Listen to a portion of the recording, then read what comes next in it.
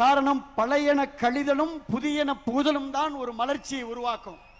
அதனால் பழையன கழிந்து புதியன புகுதல் என்பது இன்றைக்கு மகிழ்ச்சியை கொடுத்திருக்கிறது.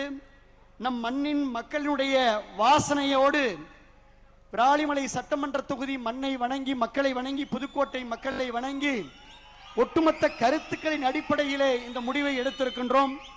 பொதுச் செயலாளர் அவர்களுக்கும் பொதுப்பணித்துறை அமைச்சர் அவர்களுக்கும் நான் அன்போடு சொல்வது, தேர்தலுக்கு முன்னதாகவே எங்கள் தலைமையிடம் கடுமையாக வலியுறுத்தினோம்.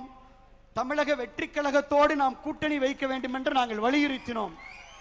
தலைமை செவிமடுக்கவில்லை.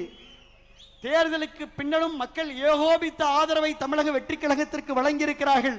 அதனால் நாம் தமிழக வெற்றிக் கழகத்துடைய அரசிற்கு ஆதரவளிக்க வேண்டும் என்று வலியுறுத்தினோம். அதையும் செவிமடுக்கவில்லை.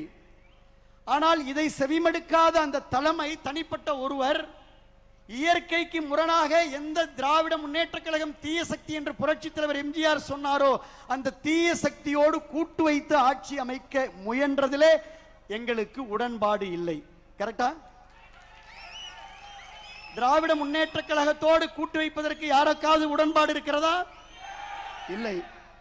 ஆகினால இயற்கையாக உணர்வுகளோடு மக்களுடைய கருத்துக்களை கேட்டு சரித்திரத்திலே நிலைத்துவிட்ட பேரறிஞர் அண்ணா அவர்கள் சொன்னது போல,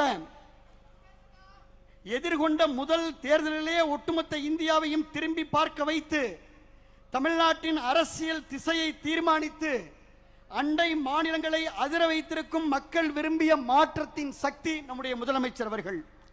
தமிழ்நாடு அரசியல்ல சத்தமின்றி, அதாவது விசில் சத்தத்தை சத்தமின்றி, தமிழ்நாடு அரசியலில் சத்தமான விசில் சத்தத்தை சத்தமின்றி மௌன புரட்சியாக ஒரு மாபெரும் அரசியல் புரட்சியை நிகழ்த்தி இருக்கக்கூடிய முதலமைச்சர் நம்முடைய முதலமைச்சர் அவர்கள்.